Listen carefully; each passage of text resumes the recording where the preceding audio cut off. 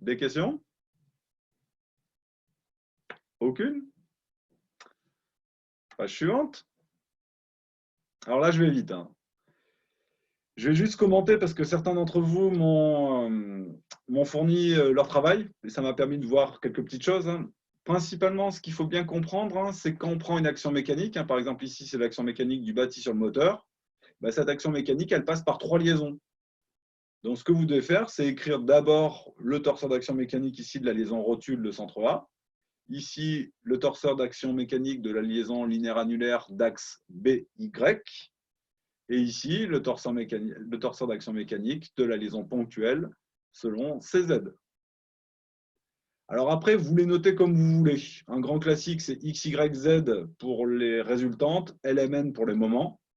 Je dirais une chose, c'est qu'il faut le plus possible garder des objets vectoriels. Ça fait moins de choses à écrire et c'est plus efficace.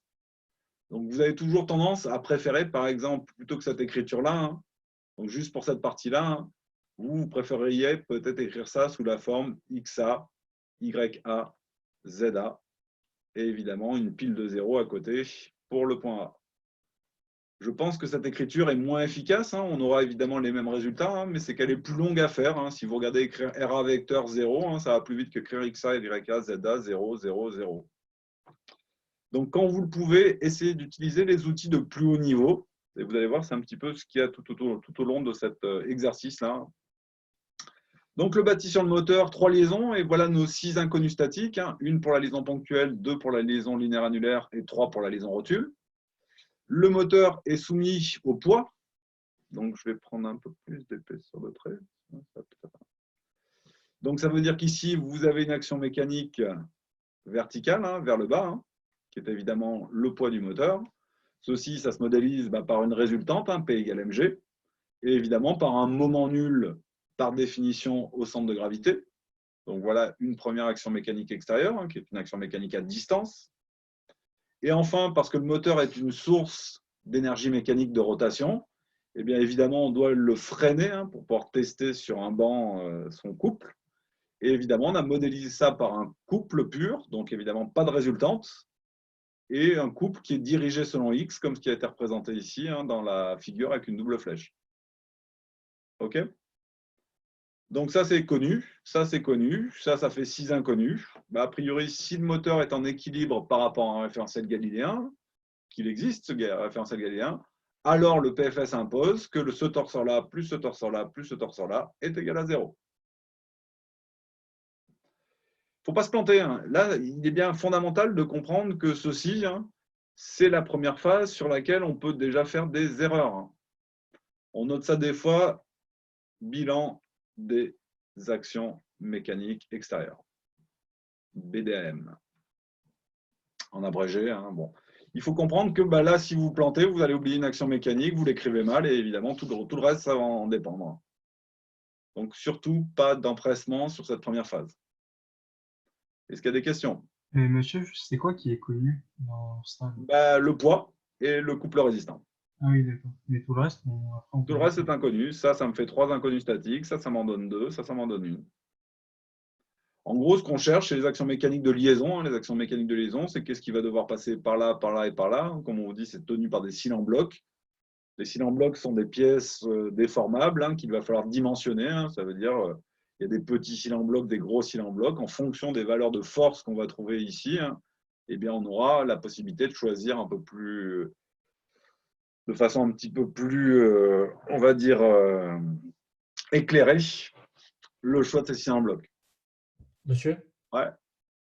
les trois en haut, en fait, on écrit ça par rapport au degré de Parce qu'en fin de liberté compte, si on qu'on regarde connaît. comment touche 0, comment le moteur 1 touche le bâti 0, ben, il le touche par l'intermédiaire de 3 liaisons. Vous voyez, si je faisais le graphe d'action mécanique de ce système-là, hein, ça sera un graphe relativement simple, hein. Je peux le faire dans un petit coin ici, hein. J'ai tout simplement le bâti qui est considéré comme le référentiel galiléen de notre étude. Ce bâti est lié au solide 1 par l'intermédiaire de 3 liaisons. D'accord? Ces liaisons sont une rotule de centre A. la linéaire annulaire. Alors, je ne vais pas rentrer les caractéristiques géométriques et la ponctuelle. OK. Et en plus, eh bien, évidemment, une fois qu'on a isolé, alors je vais rajouter ça en couleur ici, on a aussi l'action de la pesanteur, hein, que je fais comme ça. Hein. Donc là, il y a l'action de la pesanteur. Hein, donc on a dit P est 0 au point G. Et évidemment, l'action extérieure, hein, je la dessine ici, hein, qui est l'action du couple. CR qui est porté par X, et évidemment, un moment nul. Donc l'idée est assez simple, hein, c'est quand on fait un isolement dans un graphe d'action mécanique, c'est comme si on traçait un cercle autour de l'objet. Et tout ce qui est coupé dans le cercle, ben, c'est toutes les actions mécaniques qu'il va falloir prendre. Alors ça paraît un peu bébête sur cet exemple-là, quand on a des systèmes un peu plus complexes avec beaucoup de pièces et beaucoup de liaisons. C'est assez sympathique parce que ça permet de dire, quand j'isole un, il faut que je fasse apparaître cette action mécanique, cette action mécanique, cette action mécanique, celle-ci et celle-ci. Et à chaque fois, l'isolement, ce n'est rien d'autre que tracer une frontière dans un graphe d'action mécanique. Graphe d'action mécanique qui n'est rien d'autre qu'un graphe des liaisons auquel on a rajouté les symboles d'action mécanique extérieure. Ça explique un peu mieux le problème? En fait, moi, ma question, c'était plutôt dans les torseurs. Ouais. Est-ce qu'on sait qu'on a une composante selon X et selon Z parce qu'on Ouais. connaît la liaison? Ouais. Ouais, c'est parce qu'on connaît la liaison. C'est une liaison parfaite linéaire annulaire d'axe BY. Donc, si je fais un peu le bilan, dans une liaison linéaire annulaire d'axe BY, il y a 3 rotations possibles, donc je ne peux pas avoir de moment transmis au centre B de cette liaison. Et après, évidemment, j'ai une translation possible dans la direction Y, ce qui fait que je n'ai pas de composante, évidemment, selon Y. Donc, Ok, comme d'accord. j'ai 4 degrés de liberté, il me reste 2 inconnus statiques. 4 plus 2 font bien 6. Et évidemment, les 2 inconnus statiques, c'est la force sur X, qui pourrait être représentée comme ceci. On pourrait dire qu'il y a un XB comme ça. Hein, et la force sur Z. On pourrait dire, tiens, il y a un ZB comme ceci. Donc là, il y a du ZB, là, il y a du XB. XBX, ZBZ. Ça, c'est parce que c'est une linéaire. A priori, là, il y a 3 composantes. Ici, il n'y en a qu'une. OK? Mais, mais ici, du coup, le RA, c'est comme si on avait du XAX plus. C'est ça, c'est ça. Puisque j'ai mis un vecteur quelconque, hein, donc comme c'est un vecteur quelconque d'un R3, hein, ça a toujours 3 composantes indépendantes. Hein, c'est ce que je disais, il est plus facile de l'écrire RA flèche que d'écrire XA, YA, 0, YA, ZA, 0, 0 et 0.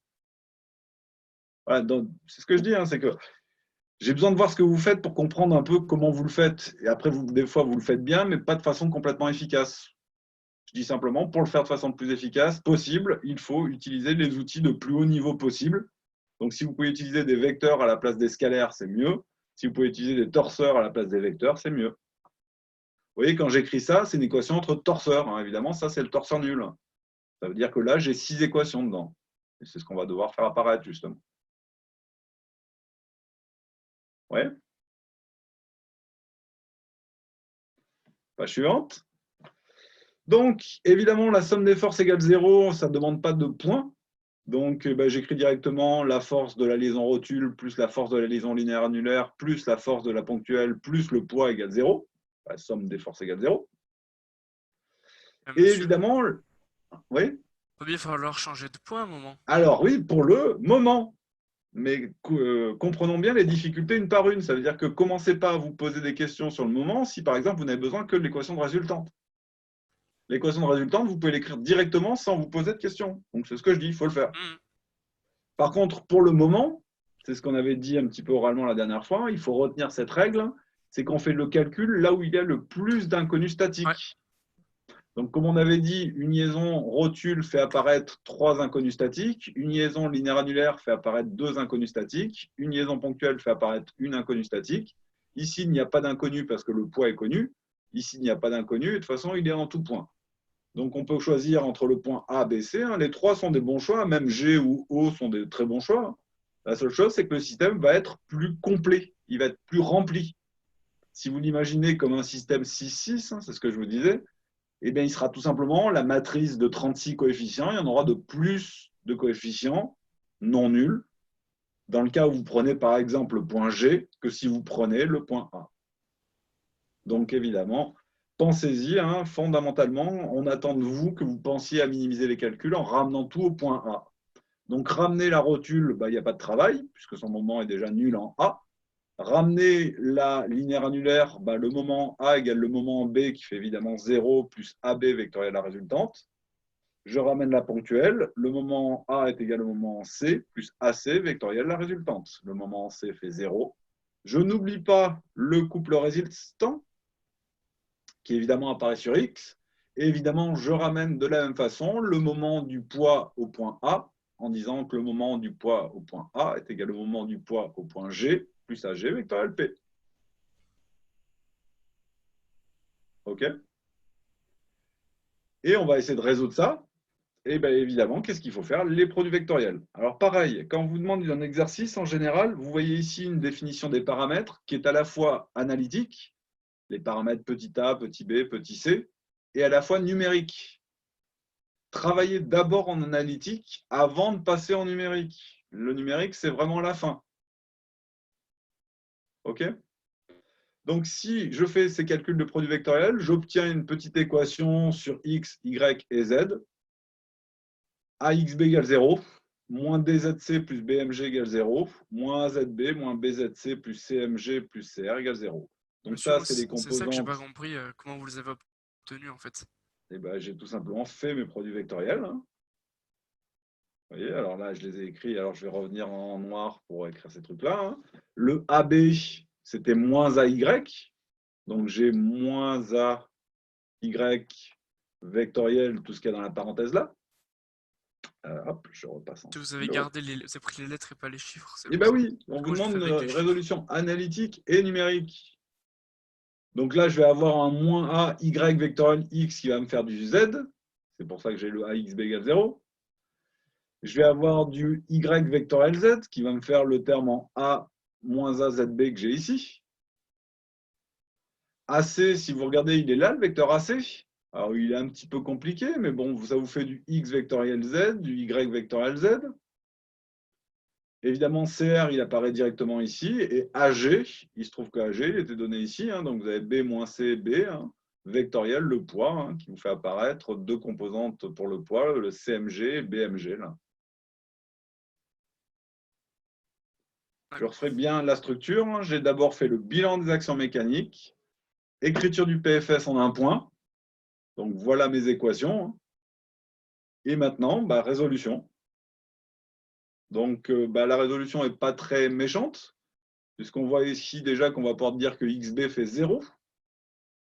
De cette équation, je cherche ZC et je vais trouver ZC qui va être égal à BMG sur D. Et ce qu'on voit, c'est que si je le remplace dans cette équation, ZC étant connu, CMG c'est le poids couple résistant, ça va me permettre de trouver ZB. Et une fois que j'aurai XB, ZB, ZC, je vois que dans cette équation, j'aurai R1. OK?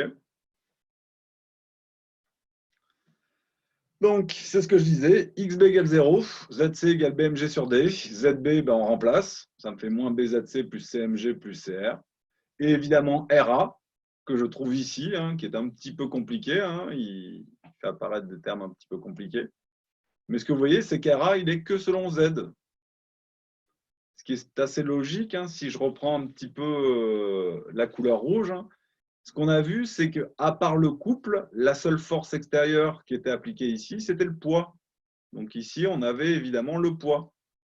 Donc ce qu'il faut comprendre, c'est que le poids placé plus ou moins au milieu de ce triangle ABC hein, fait apparaître une force ici qui est elle-même uniquement selon la direction Z. D'accord? C'est le ZA ici uniquement une composante selon Z. Et ici uniquement une composante selon Z. D'accord? La composante ici, c'est ZCZ, hein, qu'on a trouvé ici. Évidemment, celle-ci, c'est ZBZ, qu'on a trouvé ici. Et ici, celle-ci qu'on pourrait appeler ZAZ. Hein. Voici notre ZA. C'est un système linéaire hein, de 6 équations à 6 inconnues. Hein. Et une fois qu'on a ça, on a la résolution analytique, hein, c'est-à-dire toutes les variables d'inconnu d'action mécanique sont exprimées en fonction des longueurs et des forces. Hein, et après, il n'y a plus qu'à faire l'application numérique. Alors, c'est ce qu'on avait dit, le poids devait faire 800, c'est ça? Ouais. Parce qu'évidemment, la somme de ça, ça fait le poids. Hein. Et par contre, pour la répartition, hein, évidemment, ça vient de l'équation de moment qui fait apparaître les longueurs, pas de façon très simple, hein, mais bon, on obtient. Et ceci était un concours CCP. Hein. Une partie de statique qui était tombée au concours CCP une année. Hein, je l'ai récupéré parce que le dessin était à peu près propre, à peu près bien posé. Et je pense que clairement, dans un cadre d'un sujet de concours, hein, les erreurs qui ont été faites par les étudiants, je pense de façon assez claire. Un grand classique, oublier le couple. Ça doit être un truc qui est sympathique. Je pense que l'écriture des actions mécaniques, pour la plupart, il y a pas mal de candidats qui ont dû pas mal passer là-dessus. Après, je pense que la difficulté, ça a été qu'au moment des calculs des produits vectoriels, beaucoup ont pris les valeurs numériques plutôt que de prendre des valeurs analytiques. Donc, ce qui fait qu'après, ensuite, ils n'ont que ce résultat-là et ils n'ont pas le résultat. Donc, ça, je pense que ça devait faire quand même pas mal de tri entre les étudiants qui avaient bien mené tout en analytique et qui, à la fin, faisaient la résolution, on va dire, juste à la fin, l'application numérique, hein, et ceux qui ont fait l'application numérique un peu au milieu, entre guillemets. Ça tombe au Je pense que concours. c'est une bonne question pour un CCP, hein, pas trop dur, suffisamment technique, un peu de calcul. Enfin, rien de très méchant, mais voilà, faisable. Y a-t-il des questions pour cet exercice? Alors là, c'est typiquement un exemple hein, où il y a un modèle qui vous est donné, hein, on ne se questionne pas sur le modèle. Hein.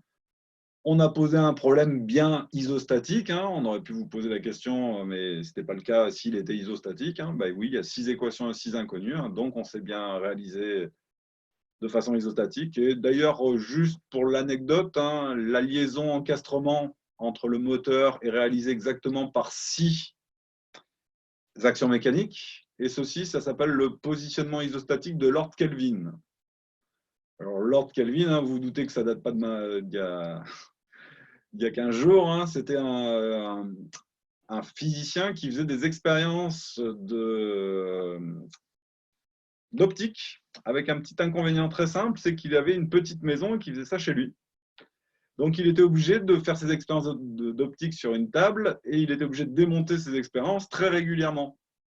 Et vous savez bien qu'en optique, le positionnement des lentilles, des sources, etc. est fondamental quand on va faire quelque chose de sérieux. Donc, il devait démonter et remonter ses instruments à chaque fois. Et c'est là où il s'est posé la question de comment est-ce qu'on pourrait faire une liaison où la lentille ne bouge pas par rapport à la table, une sorte de liaison encastrement, mais qui soit toujours très bien placée, c'est-à-dire qui ne permette pas d'avoir des positionnements imprécis. Et donc, il a obtenu tout simplement ceci avec le principe de 3 pointes, parce qu'on l'appelle aussi point droite ligne. Je m'explique. Ce qu'il a fait tout simplement, c'est qu'il a fait un système où un point coïncide avec un point. Donc, plus ou moins, je vais le dessiner ici, je vais le faire en noir. Je vais le dessiner en 3D. Alors, on va faire ça. Donc, il avait sa table de salon. Il avait fait un trou conique à un endroit. C'est ce qui allait lui permettre de faire sa rotule de centre A. Il avait fait tout simplement une sorte de V entaillé dans la table, hein, toujours. Hein. Je sens que ce dessin ne va pas être le plus joli. Ce qui va lui permettre de faire le linéaire rectiligne. Et après, évidemment, le troisième pied était tout simplement posé de la forme d'une sphère sur le plan. Donc, entre guillemets, en ayant une pièce qui ressemblait à ça. D'accord. Et là, évidemment, sa lentille d'optique. Hein. Vu que le point ici était dans un cône, eh bien, ça lui faisait sa liaison ponctuelle. Donc, en gros, ça annule 3 degrés de liberté. On est sûr de pouvoir mettre l'extrémité ici sur une ligne. Ça lui fait 2 degrés de liberté en moins. Et la dernière rotation est arrêtée ici. La première, Là, c'est autre une. chose, si vous démontez cette pièce par rapport à la table 0, eh bien, vous faites votre réglage, vous le démontez. Si vous voulez le remettre, il va exactement se remettre à la même place. Donc, c'est ce que je dis, hein, c'était le positionnement isostatique. Alors, de M. Kelvin. Donc, vous savez qu'il a laissé son nom en termes entre autres choses. Et on l'appelle aussi point droit de plan. Sous-entendu, ici, il y a un point qui est commun. Ici, une droite qui est commune. Et ici, c'est un plan. Et donc, il faut quand même comprendre une chose, c'est quel est l'intérêt de l'isostatisme? C'est que c'est précis. On va toujours avoir tendance à choisir des solutions isostatiques lorsqu'on veut avoir une précision de positionnement. Pourquoi? Parce que le principe de l'isostatisme, c'est un contact exactement utile et nécessaire. Vous voyez, c'est la chaise à trois pieds. Si vous êtes très mauvais en fabrication de chaises, si vous faites que des chaises à 3 pieds, elles ne sont jamais bancales. À l'inverse, si vous voulez fabriquer des chaises à 4 pieds, il va falloir être un peu bon. Parce que si vos longueurs de pieds ne sont pas identiques, et bien vos chaises vont être bancales. Le principe de l'isostatisme et l'intérêt de l'isostatisme, c'est que c'est un système qui rend le positionnement précis. L'inconvénient, c'est que comme il n'y a qu'un seul chemin pour les actions mécaniques, c'est évidemment pas le plus rigide. C'est-à-dire que si vous avez beaucoup d'actions mécaniques à transmettre, vouloir le faire avec un contact juste nécessaire, c'est une façon un peu plus difficile. Et en gros, si vous avez des grosses actions mécaniques à transmettre, eh bien faire de l'isostatisme est des fois difficile, et c'est pour ça qu'on fait de l'hyperstatisme. Vous savez, par exemple, que dans le BTP, on a tendance à multiplier les contacts de façon à avoir des pièces qui sont moins sollicitées. Bon, c'était le petit moment historique sur cette histoire de mettre un point, une droite et un point. Alors, un point, une droite et un plan de contact permet réellement d'avoir quelque chose de précis. Et c'est lui qui est venu là-dessus. Alors bon, il a laissé son nom à cette histoire-là, même si évidemment, c'est pas en mécanique qu'il a fait le plus de boulot. Est-ce que c'est clair pour tout le monde? Alors pensez-y, vous reverrez ces notions l'année prochaine. La notion isostatique et hyperstatique est assez fondamentale. Vous allez l'approfondir, entre autres en essayant de retrouver d'où vient l'hyperstatisme et savoir sortir de l'hyperstatisme en simplifiant les modèles. Mais bon, gardons les choses pour l'année prochaine. Y a-t-il des questions? Alors là, j'étais volontairement vite, parce que si vous l'avez travaillé, tant mieux, et vous voyez un petit peu là où vous pouvez vous améliorer. Si vous ne l'avez pas cherché, c'est un petit peu dommage.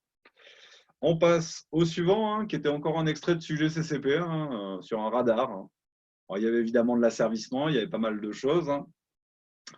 Je prends le sujet à côté de moi et je commence à dire pour la première question, alors là encore, un ensemble de questions qui ne sont pas hyper difficiles au début. Après, on va voir. Première question qui était le torseur d'action mécanique par la liaison pivot parfaite de l'arbre de 1 sur 2. Donc, on voit très bien que cette fois-ci, on commence à rentrer dans des petites chaînes mécaniques. Là, il y a la pièce 0 qui est en liaison pivot avec la pièce 1, qui est en liaison pivot avec la pièce 2. La pièce 2 est une sorte de parabole avec un contrepoids et on va essayer de regarder un petit peu ce qui se passe en fonction de ce qu'on appelle l'équilibrage. Donc, la première question qu'on me demande, c'est comment écrire l'action mécanique, le torseur de 1 sur 2. Si c'est une liaison parfaite, je vais tout de suite commencer par dire la composante qui va être nulle. Donc, on est en train de parler de cette liaison pivot. Ça va être la composante selon x1. Donc, ça veut dire qu'ici, je sais que je peux mettre un 0 ici. C'est la seule composante nulle. Évidemment, ça sera en quel point? Ça sera au point A. Et la base, ça sera la base x1. Donc, ici, il va y avoir des inconnus. Alors, je crois qu'une bonne notation assez pratique, ça consiste à dire ça, c'est x1,2. Ça, c'est y1,2. Ça, c'est z1,2. Ça serait L1,2, mais il fait 0. Ça va être M1,2. Et évidemment, ici, N1,2. Ceci dans la base, évidemment, X1, Y1, Z1. Première question, formalité, on avance. Ouais. Alors, pesanteur sur la parabole et M3 sous la forme de torseur.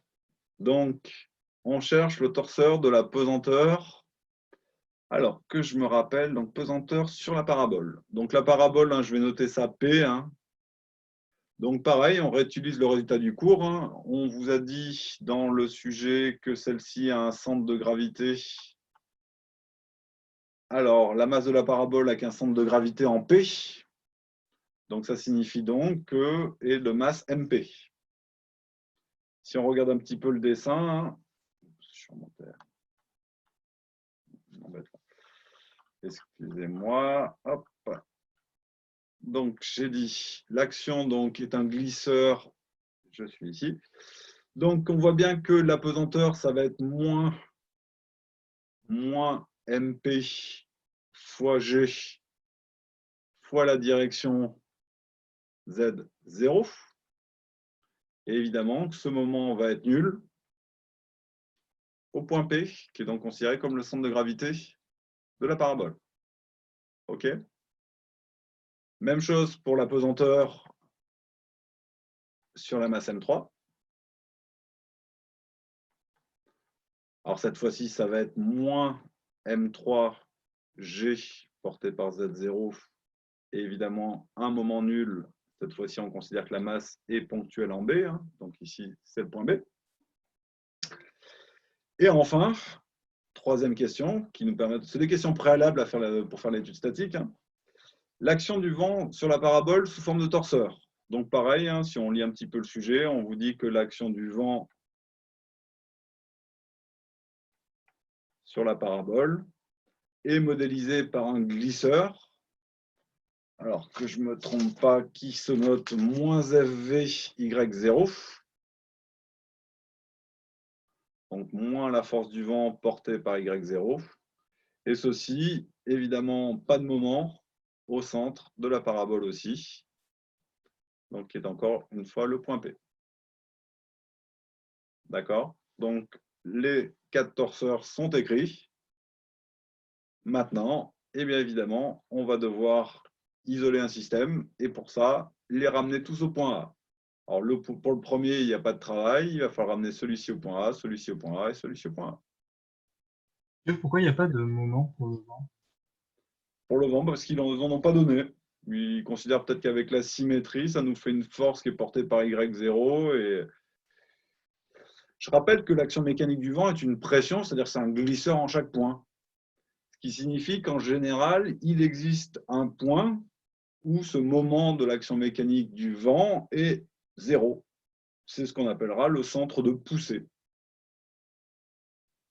Vous voyez, c'est un petit peu compliqué, mais la nature de l'action mécanique locale de type glisseur, ça conduit tout de suite à une propriété globale.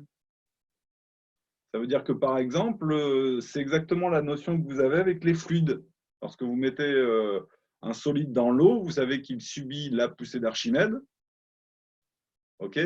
Mais il ne faut pas oublier que la poussée d'Archimède est une force, donc c'est une action mécanique qui a un point où il faut la poser, cette force, hein, sinon une force, ça se déplace librement dans l'espace.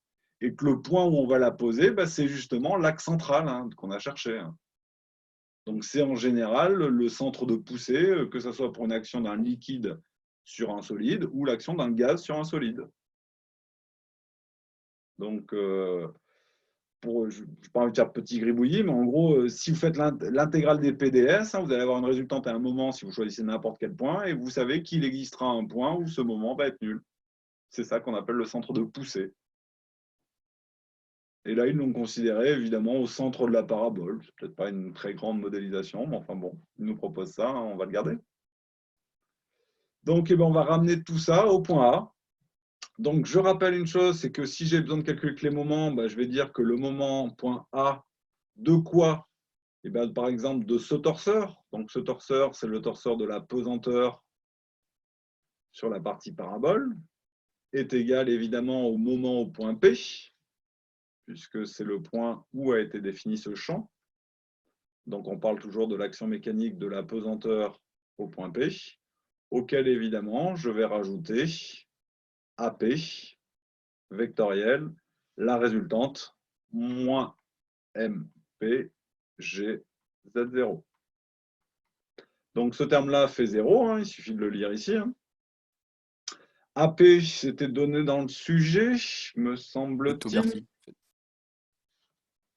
Alors, oui, que je me retrouve, oui, c'était donné dans le sujet. Et donc, ça nous fait donc le vecteur AZ2. Alors, est-ce que je l'ai fait? Ah non, ça c'était. Le vent, la pesanteur. Alors, la parabole, elle est où ma parabole? Ah, c'est celle-ci. Ah, je l'avais fait en I. Donc, je fais le calcul. Hein. Donc, ça me fait quoi? AP, je l'ai où? Je reviens dans mon paramétrage, hein, puisque je ne l'ai pas copié.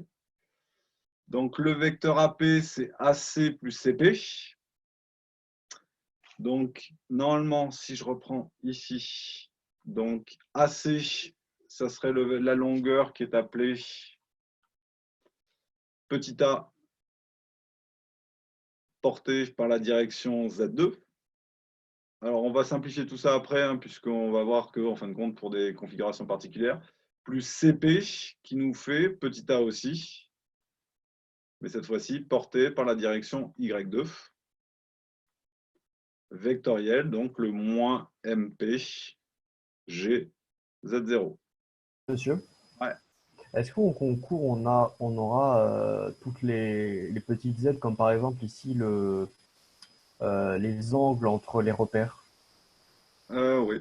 Là, Oui, il c'était donné faudra qu'on les... tel quel. J'ai juste rajouté. En gros, la figure 3D était donnée. Ça, c'était Ouais, donné dans le sujet. Je les ai simplement rajoutés après comme ceci pour qu'on les voit mieux.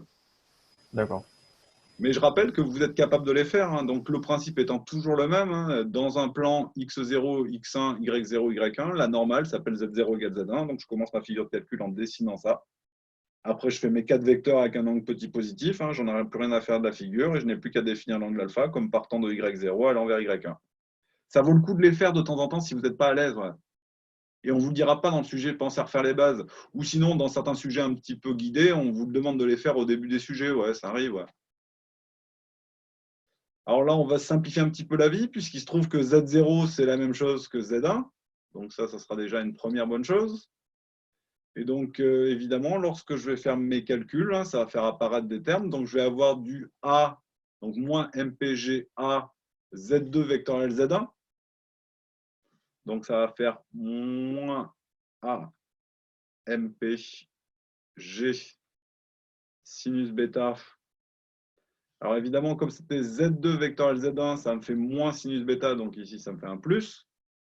Et le vecteur normal à Z1 et Z2, bah, je peux prendre X1 ou X2. Donc, ça, c'est le résultat du premier produit vectoriel. OK. Après, on va faire du Y2 vectoriel Z1. Y2 vectoriel Z1, je vous rappelle qu'on va dire que c'est le sinus de l'angle orienté entre Y2 et Z1, ce qui va faire le sinus de moins bêta plus pi sur 2, qui va me faire cosinus bêta. D'accord. Il y a un V1 moins devant que je garde. Donc, ça me fait moins A, MP, G, cosinus bêta. Et lui aussi est porté par la normale à ce plan. Hein, donc, ça peut être X1 ou X2. OK. Donc, on vient de bouger celui-là. Hein, c'était le premier. Hein. Même motif, même punition pour l'action de la pesanteur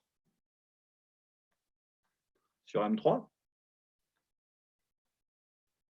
Donc, je vais un peu plus vite. Hein. Je vais dire que le moment A est égal au moment B, qui fera évidemment 0, auquel je vais rajouter le terme en AB vectoriel moins M3 G Z0. Donc, pareil, hein, j'utilise le paramétrage. Hein. Qu'est-ce que je peux dire du vecteur AB, hein? C'est AC plus CB. AC, c'est la même chose. Hein. Donc, j'ai du AZ2 ici. Sauf qu'après, je vais avoir du moins AY2. Hein. Parce que c'est dans l'autre sens. Hein. Vectoriel moins M3 G Z0 ou Z1. On a dit que c'était la même chose. Donc, même motif, même punition. Hein. Ici, on a le Z2 vectoriel Z1 qui me fait un moins sinus bêta avec le moins. Ça simplifie. Donc, je le marque en dessous, mon résultat. Hein. Il va rester donc A M3 G sinus bêta porté par X1. Et après, je vais avoir encore la même chose qu'ici, hein, du Y2 vectoriel Z1, hein, qui va me faire sortir un terme normalement. Alors, avec un signe moins, attention, donc ça va changer le signe. Ça va me faire un plus A M3 G cosinus bêta X1. OK.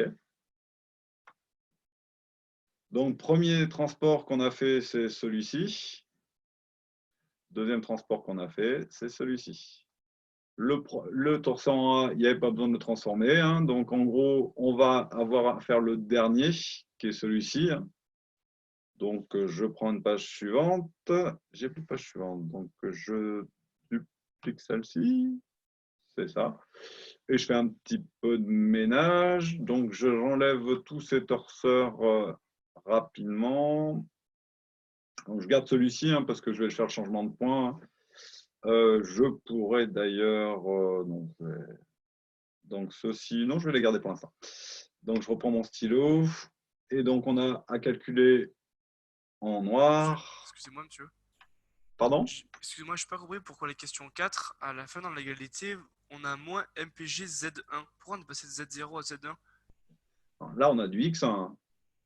Ah, parce Oui, que non, mais Z1, au-dessus, c'est je la veux même dire. chose. Hein. Vous avez juste changé la base? Non, mais c'est la même chose. Z1 égale Z0, regardez ici. Ah oui, pardon, j'ai mal lu, autant pour moi. Voilà, c'est ça. Hein. Ça veut dire que pour me faciliter les produits vectoriels, je sais que j'ai intérêt à le faire quand les deux bases sont à moins de 1 indice de différence. Donc Z0 vectoriel Z1, je monte tout de suite Z0 en Z1 et comme ça, je retrouve les deux vecteurs dans une base plane. D'accord. Donc j'en étais à dire, j'ai besoin de calculer le moment en A de l'action du vent sur la parabole.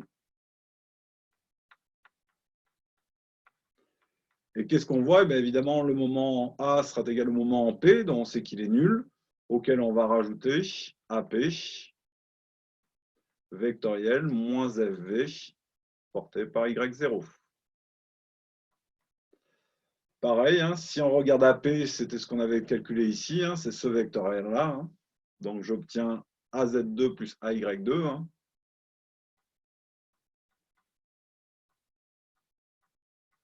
Vectoriel, le moins FV Y0. Donc on va Y0, alors là on voit que ça pourrait se compliquer un petit peu, sauf que si on lit un petit peu le sujet, on vous a dit qu'on avait fait ceci pour alpha égale 0. Donc si alpha égale 0, ça veut dire quoi? Ça veut dire que pour simplifier, on a considéré que la variable angulaire dans cette pivot était nulle. Et si on fait ça, ça veut dire qu'évidemment la base Y1 est la même chose que Y0. Donc ça va me simplifier un petit peu les calculs. Hein.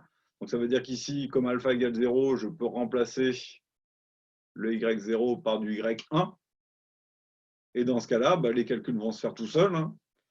J'ai un premier produit vectoriel. Alors, je vais noter déjà le paramètre scalaire devant, moins A fois FV. Donc ça, c'est moins A FV. Maintenant, je vais faire Z2 vectoriel Y1. Donc Z2 vectoriel Y1, ça va me faire le sinus de moins bêta moins pi sur 2. Donc, ce qui peut me faire le plus le sinus de pi sur 2 plus bêta. Et le sinus de pi sur 2 plus bêta, c'est la même chose que cosinus bêta. Évidemment, ceci dans le plan de normale, enfin, selon la normale Z1, Y1, ça fait encore une fois X1. Le deuxième produit vectoriel, pareil, hein, j'ai mon terme moins AFV, hein, que je garde devant au départ. Et j'ai à faire Y2 vectoriel Y1, ce qui me fait moins sinus bêta. Donc cette fois-ci, je mets un plus. Ici, sinus bêta est toujours porté par X1. Je peux maintenant souligner mon quatrième moment au point A. OK, donc celui-là, celui-là, celui-là. Et évidemment, le A, il n'a pas bougé puisqu'il était déjà au point A. OK. Donc, ceci répondait à la question 4. Et maintenant, la question 5. En appliquant le principe fondamental au sous-ensemble, excusez-moi, j'ai plus vite de faire ça comme ça. OK. Donc, j'ai dit, maintenant, question 5. Si on applique le PFS donc à l'ensemble 2 plus 3,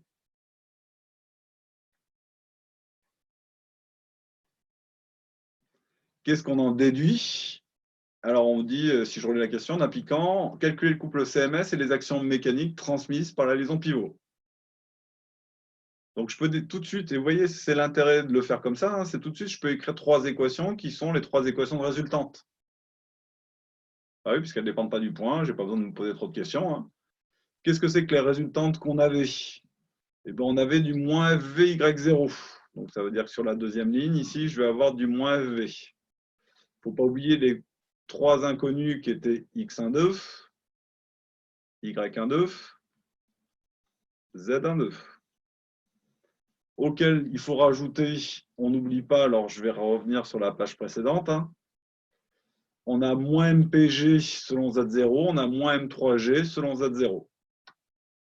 Donc ici, ça veut dire qu'on va avoir moins MPG moins M3G. C'est un 3.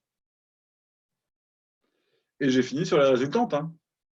La pivot, qui s'exerçait à l'extérieur de 2 plus 3, la force du vent et les deux actions de masse. Et donc tout ça, ça fait 0. OK? Donc somme des forces égale 0, j'écris tout de suite, somme des forces sur X, somme des forces, donc on est d'accord. Ceci est la projection selon la direction X de la somme des forces, ceci est la projection selon Y de la somme des forces, et ceci selon Z. OK? Donc je continue un tout petit peu à effacer, puisque ça, j'en ai plus besoin. Maintenant, il va y avoir l'équation de moment.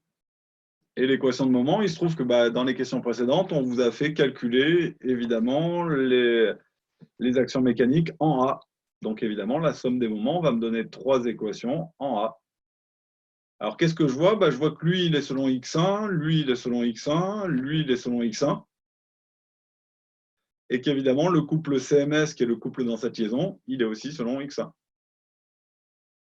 Donc, n'oublions pas qu'il y avait les actions qui étaient... Donc, ici, on a un 0, on a un M12,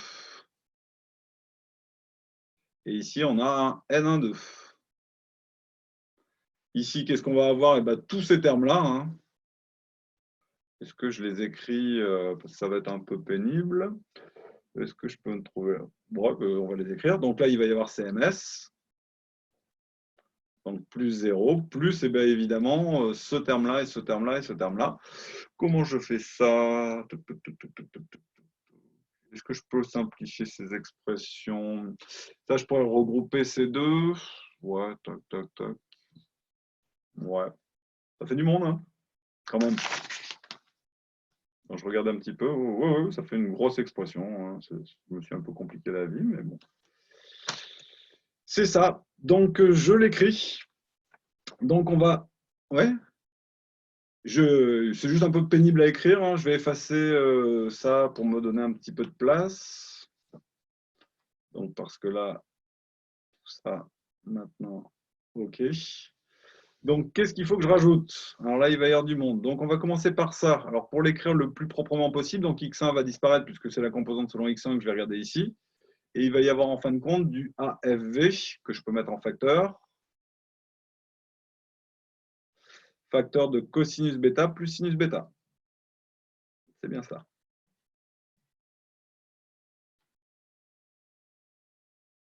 Donc ça, c'est l'effet du vent qui va créer un couple que devra vaincre le moteur.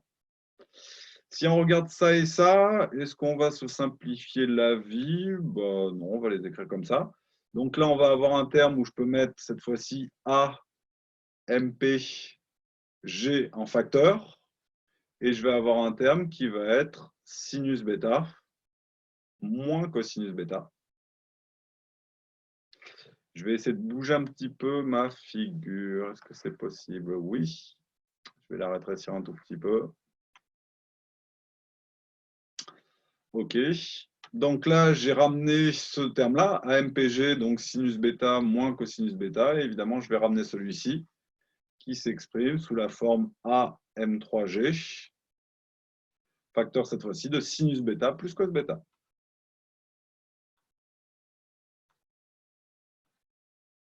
Et ceci, ça fait 0. Si on regarde, évidemment, le couple a été pris sur X, hein, donc sur Y, il n'y avait rien. Et sur Z, il n'y avait rien. Donc maintenant, je peux effacer tout le reste. OK. Et donc, qu'est-ce qu'on voit ici? On voit qu'on va pouvoir résoudre quoi? Première inconnue de liaison, elle fait 0. Y12, ça sera directement la force du vent. Z12, ça va être les deux composantes de poids. Les composantes de couple dans la liaison pivot M12 et N12 sont nulles. Et par contre, il y a du CMS qui vaut tout ça. Donc, je me permets de souligner uniquement le résultat qui était important dans cette question. Alors, évidemment, comme je n'ai pas écrit droit, c'est un petit peu horrible, donc je souligne de travers. Mais voici l'expression de CMS qui était demandée dans la question 5. Et les équations, on a toutes les inconnues de liaison aussi, hein, on a tout. Monsieur, Ouais. est-ce que vous pouvez réexpliquer comment vous avez obtenu les équations? Ben, ça, c'est la somme des résultantes. Hein. Donc, j'ai pris la résultante de la pivot, j'ai pris la résultante du vent qui est selon Y0. Hein. Je vous rappelle qu'on peut confondre Y0 et Y1. Hein. Attendez, hop, je change de couleur. Ici. Hein. Ça, on pourrait considérer que c'est X1, Y1, Z1 ou X0, Y0, Z0. Donc, j'ai dit quoi? Ben, j'ai dit je récupère le torseur, la résultante du torseur de la pivot. Je récupère la force du vent qui est selon Y et je récupère la force du poids qui est selon Z. Et voilà pour ce système-là, qui correspond donc, comme j'ai dit, à la somme des résultantes. Après, j'ai fait la même chose, j'ai récupéré le moment de mon action de la liaison pivot, qui avait évidemment un 0 ici parce qu'elle est parfaite, un moment M, un moment N.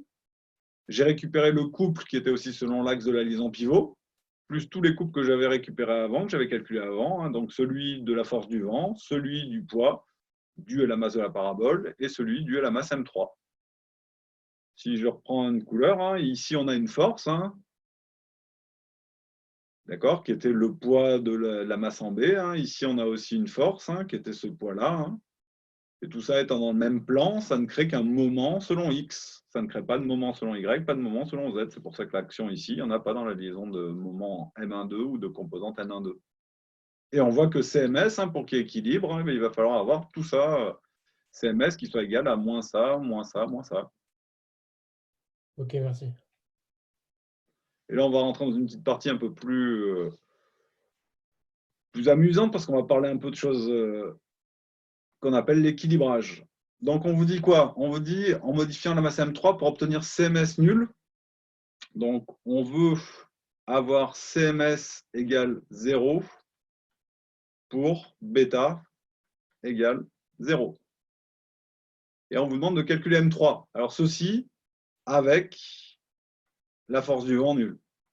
Donc, en gros, quand on équilibre le système qui est ici, on ne considère pas l'action du vent. On ne peut pas équilibrer l'action du vent. Souvent, ce n'est pas toujours dans la même direction. Donc, si vous faites un équilibrage pour une direction de vent donnée, évidemment, si la direction du vent change, hein, vous allez vous retrouver deux fois déséquilibré. Hein, donc, souvent, on n'équilibre pas le vent. Et donc, on vous dit simplement, est-ce qu'on pourrait avoir CMS égale 0 pour bêta égale 0? Donc, on va regarder cette relation, hein, tout simplement. Donc, je la réécris. Hein. Dans le cas particulier. Donc, CMS, ce terme-là s'en va, hein, puisqu'on n'a pas considéré le vent. Je vais faire passer tout de suite donc plus. Alors, attendez, calcul la masse M3. Ah oui, c'est ça. Donc, CMS, je vais faire passer tout ça de l'autre côté. Serait égal alors à ce terme-là en moins, mais je vous rappelle qu'on l'a pris pour bêta égale 0. Donc, ça veut dire qu'il n'y aurait que moins cosinus bêta. Ça veut dire que moins cosinus bêta, quand je le passe de l'autre côté, ça va me faire juste A MP G. Quand je fais passer ce terme-là de l'autre côté, quand bêta égale 0, bah, ça va me faire sortir moins A M3 G. Et y a-t-il une solution pour avoir ça égale 0? Bah oui. En choisissant. Alors c'est bizarre que j'ai le. J'avais pas un B qui traînait quelque part? Vous m'avez laissé foncer. Ah ouais, c'est ça. Ah oui, vous avez factorisé, mais il y a un endroit où on ne pouvait pas factoriser. Ouais, c'est ça. Ça veut dire que si je reviens sur la page précédente, l'erreur que j'ai commise, c'est qu'ici, c'était un B. C'était AZ2. Non, c'est pas ici, je crois. Non, c'était pas ici. C'est en dessous, voilà, c'est en dessous. C'est sur celui-là. Ouais, c'est celui-là. C'est celui-là où c'était un BY2. Ici. Ce qui veut dire qu'ici, le deuxième terme, puisque celui-là, ça devait être le AM3, ouais, celui-ci, c'était du BM3G cosinus bêta. Ce qui fait qu'ici, si je reviens là, alors là, AP, ça ne devait rien changer, de toute façon, FV fait 0, donc ce truc-là, si je regarde dans FV, je l'ai ici. Oui, dans FV, il n'y a que du A, mais dans le terme M3G, Là, j'ai fait une erreur. Là, c'est... Alors, attendez. C'est A sinus bêta plus B cos. Et donc là, on efface ce terme A que je ne pouvais pas mettre en facteur ici. D'accord? Attention, hein, je mets un petit peu de couleur. Hein. J'ai modifié ici, hein, donc le A et le B, hein, ici et ici. Hein. Donc ça signifie que si je reprends mon noir, ici, ce qu'on obtenait, c'était le terme moins B M3G égale 0. Et donc l'idée est assez simple, hein, ça veut dire qu'on va pouvoir avoir ça égale 0 si M3 est égal à A MP sur B. OK?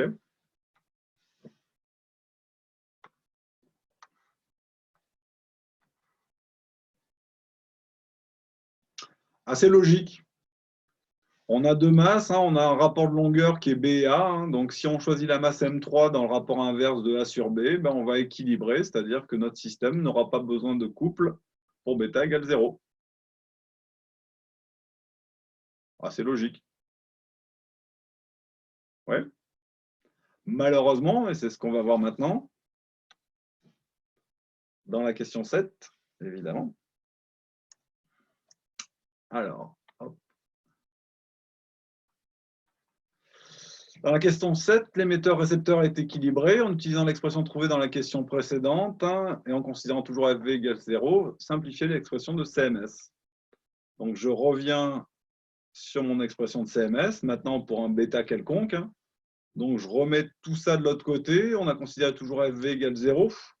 Donc, ça veut dire qu'on va avoir un terme qui va s'écrire A, MP, G, facteur de cos bêta moins sinus bêta. D'accord? Donc, ça, c'est le ramener de l'autre côté du signe égal de ce terme-là.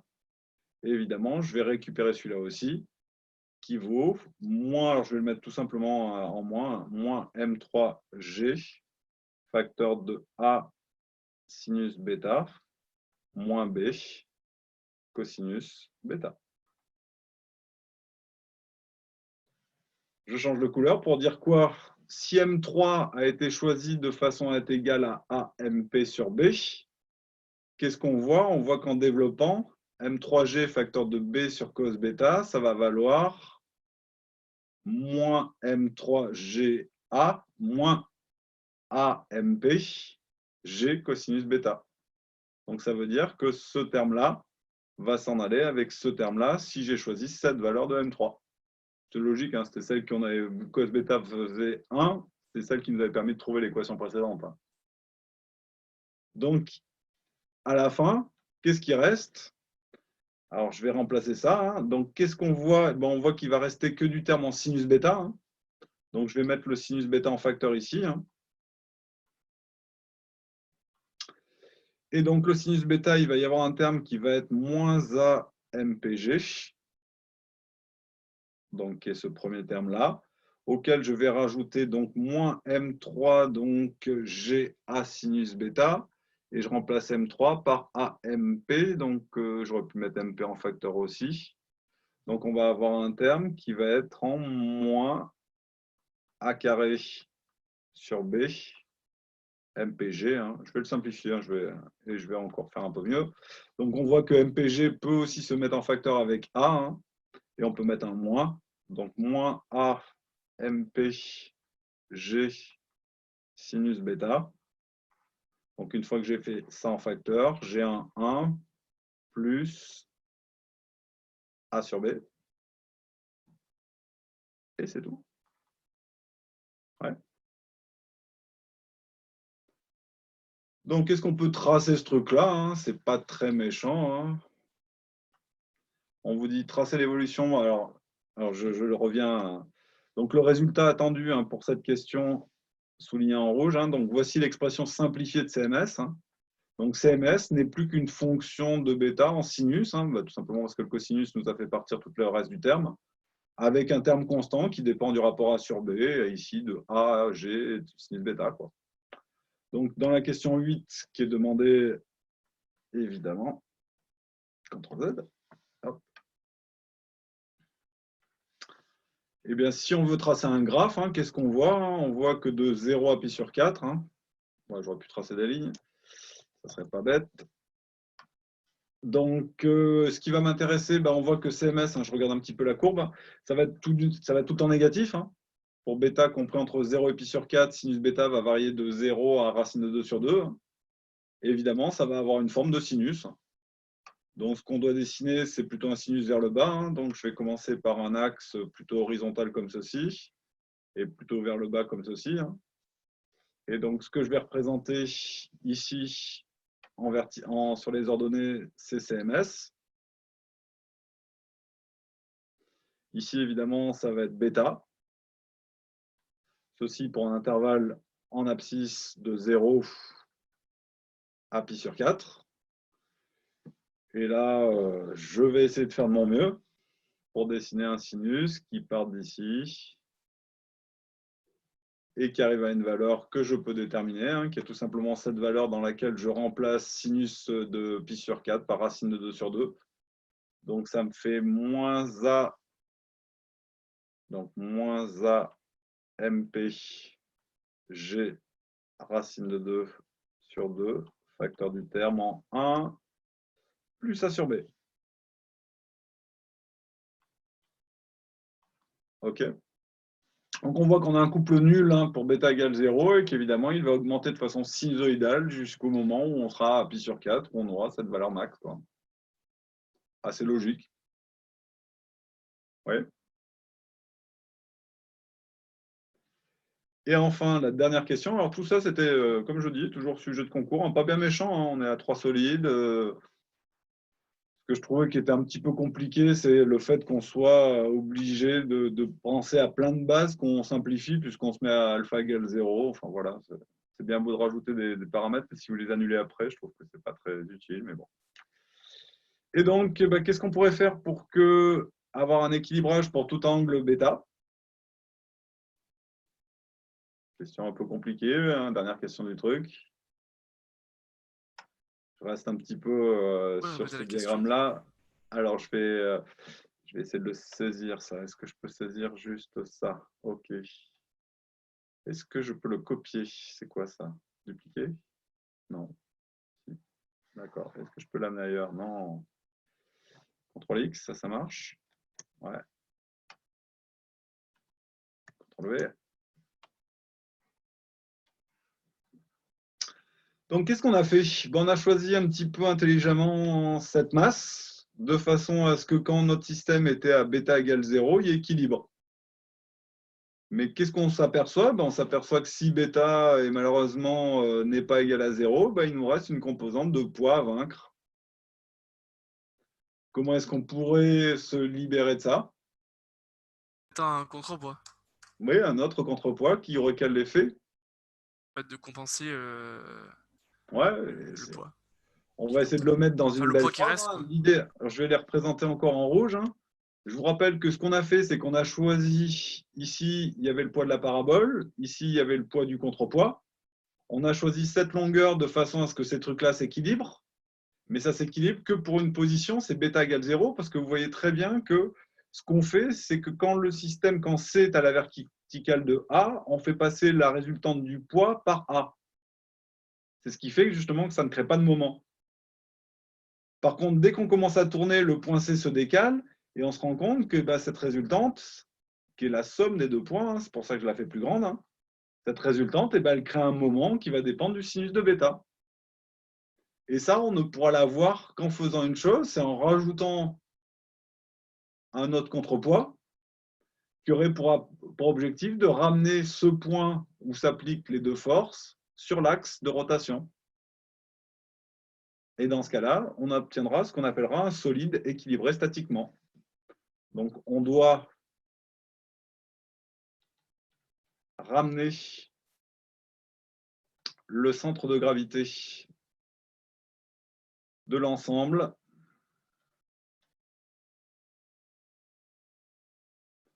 donc c'est l'ensemble de la parabole plus donc la pièce 3, oui, donc c'était bien de ça, ouais. Donc parabole plus 3 sur l'axe de rotation qui s'appelle évidemment AX.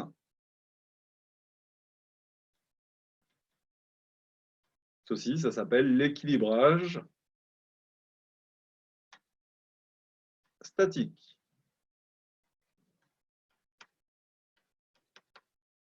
Alors, ceci a un intérêt, c'est que toute position sera position d'équilibre vis-à-vis de la gravité, puisque G sera sur l'axe de rotation. C'est ce qu'on veut obtenir dans la plupart des pièces tournantes. On veut que G appartienne à l'axe de rotation de façon à ce que, eh bien évidemment, déjà quand ça va tourner, ça ne créera pas de m fois l'accélération de G. Donc ça évitera de faire des vibreurs. On peut s'en servir dans un sens ou dans l'autre. Et évidemment, c'est une condition nécessaire, mais pas suffisante pour avoir un équilibrage. Vous entendrez parler de l'année prochaine, quand vous aurez fait le PFD, d'équilibrage dynamique.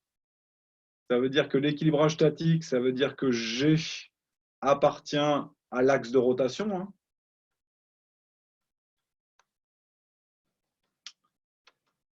L'équilibrage dynamique, ça sera que pendant cette rotation, la matrice d'inertie est diagonale et donc que ça ne crée pas de couple perturbateur qui serait orthogonaux à X ici, donc selon Y ou selon Z.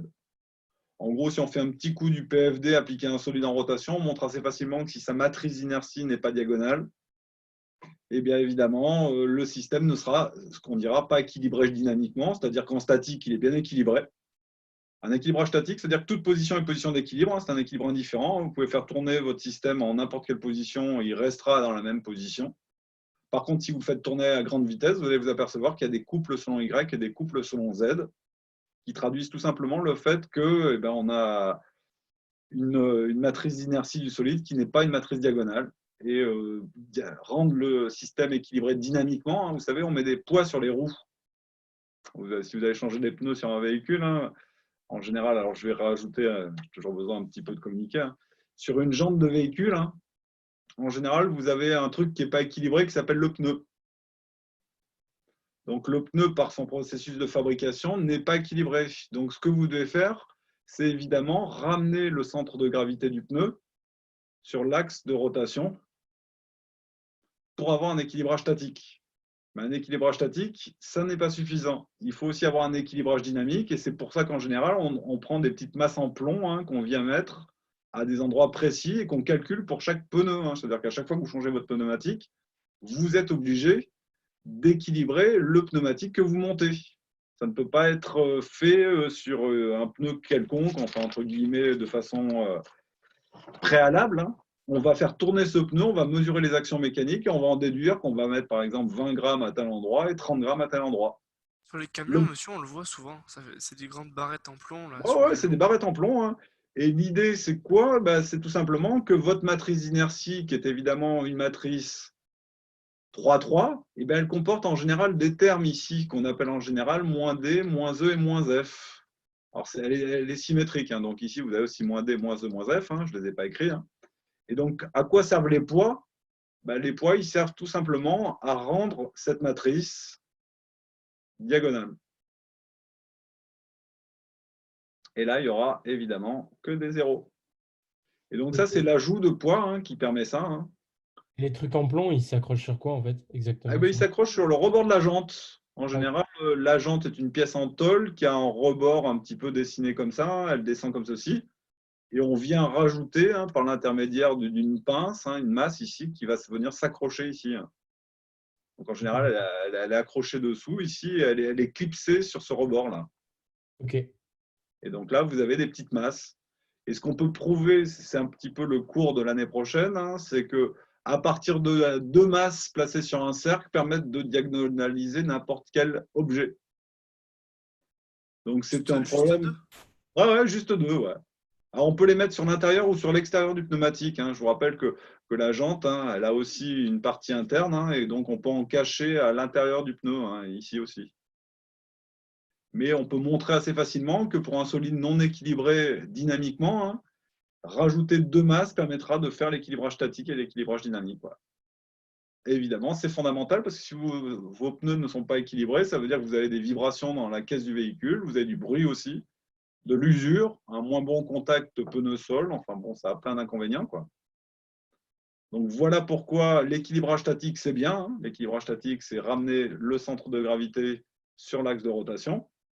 Mais qu'en plus de l'équilibrage statique, il faut rendre diagonale la matrice d'inertie du solide en rotation. Et ceci se fait par des ajouts de petites masses ponctuelles sur un cercle.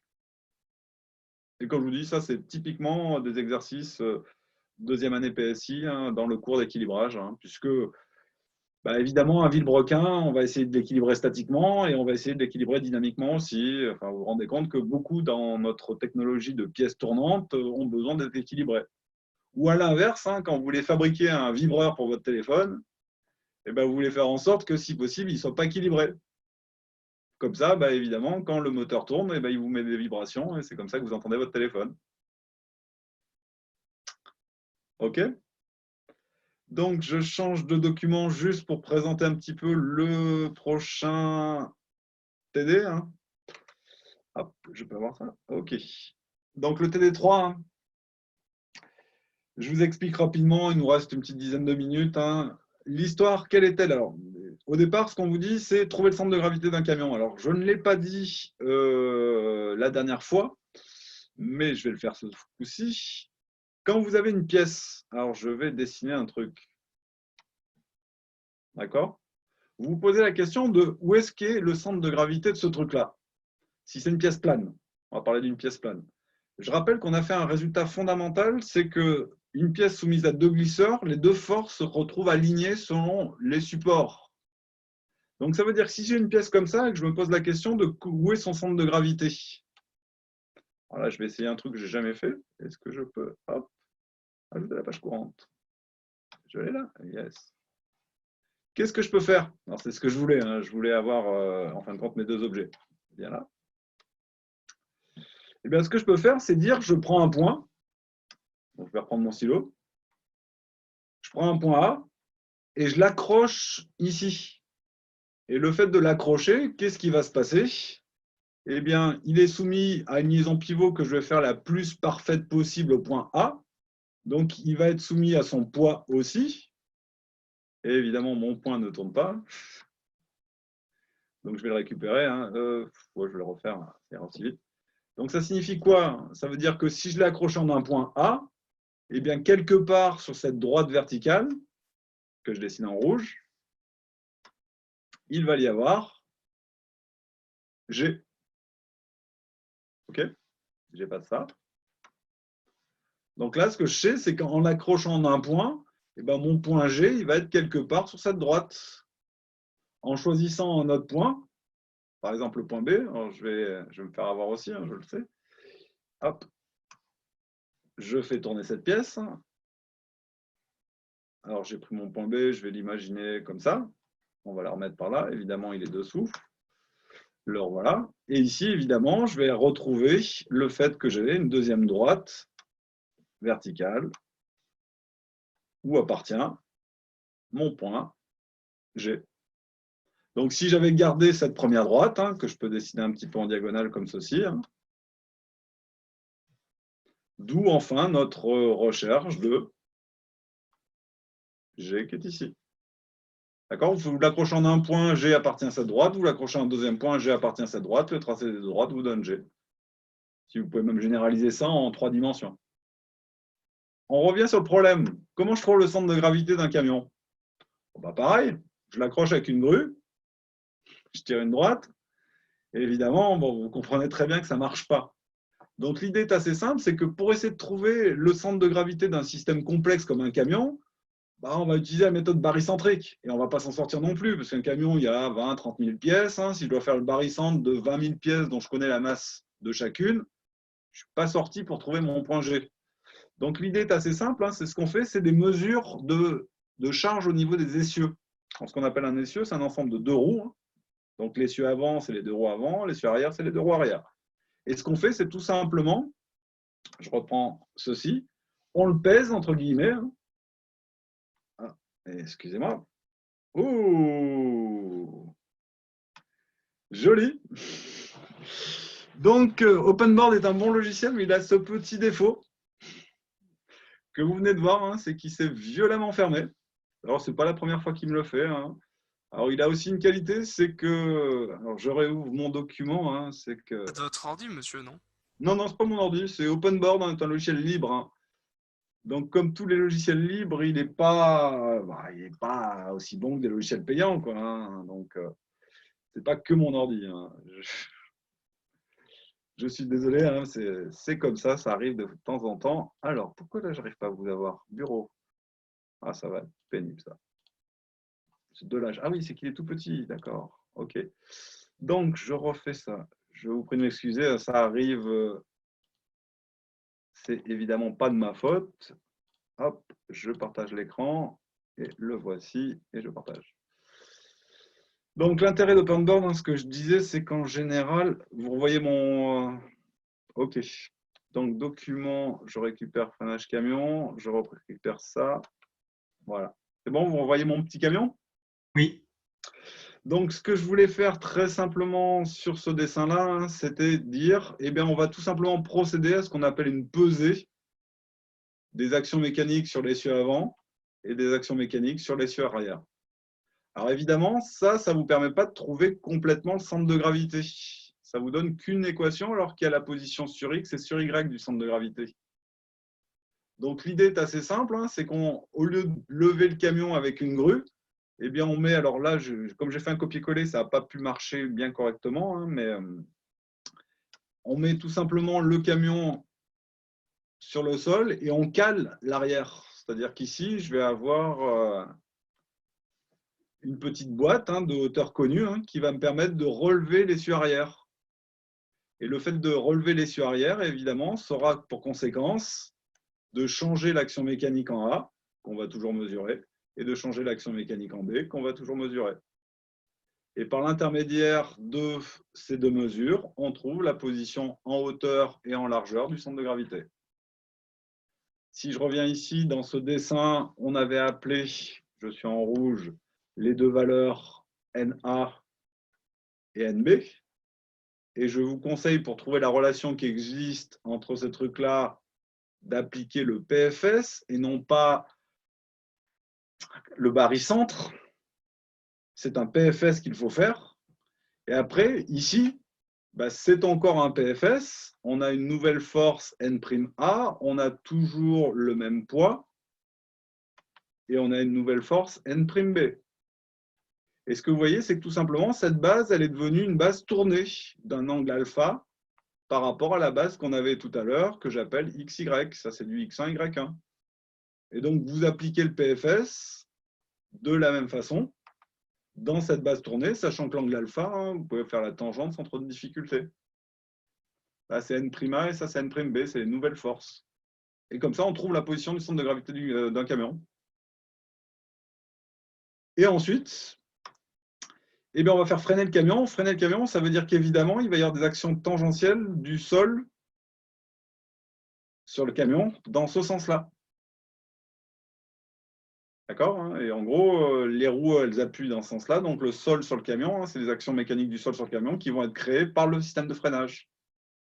Et donc, évidemment, pour faire un problème de statique en freinage, je vais rajouter une sorte de force fictive, et ça, il fallait que j'en parle, qui est moins m fois l'accélération de g par rapport à rg. Alors, vous allez me dire, c'est plus de la statique. Un petit peu. Dans un cas particulier où la somme des forces, alors la somme des torseurs d'action mécanique extérieure à sigma, sigma étant un système matériel, sur sigma, est égale à un truc qui est m fois l'accélération et 0, et bien on pourrait dire qu'on peut remplacer ce terme et le ramener ici, et que ça fait ce qu'on appelle une force fictive, qu'on appelle la force d'inertie. L'important, c'est d'avoir un 0 ici. Et ceci permet tout simplement de traiter un problème de dynamique comme un problème de statique en rajoutant tout simplement cette force d'inertie moins m fois l'accélération. Et comme ça, on va arriver à trouver un peu plus de choses intéressantes sur le freinage, etc. OK? Donc, ceci vous étant donné, je pense que le TD sera plus facile. On va bientôt avoir terminé le cours, donc ce que je pense faire, c'est on va se lancer un petit peu sur des sujets de concours. Donc, je vais trouver quelques petits sujets que j'ai dans mes archives qui sont tout à fait gérables en asservissement, statique, cinématique, etc. Et on bossera là-dessus, hein. Et je ne voudrais pas trop dépasser en horaire, hein. Bon, il me reste quelques petites minutes, hein, mais vous êtes en week-end, donc vous devez être content. Vous avez bien travaillé cette semaine avec pas mal de DS, hein. J'espère que tout se passe toujours bien. Je dois lire que quelques M-cotes, hein, mais on a encore quelques semaines, hein, pour ça, on n'est pas pressé, hein, mais je vous engage à aller travailler. Madame Potin voudrait bien qu'on fasse un bilan sur ces M-cotes, donc on va y Monsieur, passer un petit peu de temps aussi. monsieur, Oui. est-ce que vous avez commencé du coup à corriger les... TP, Oui, c'est pas que je ne pas le corriger, c'est que je ne sais pas comment les corriger pour l'instant, toujours. Donc, donc vous n'avez pas commencé. bah,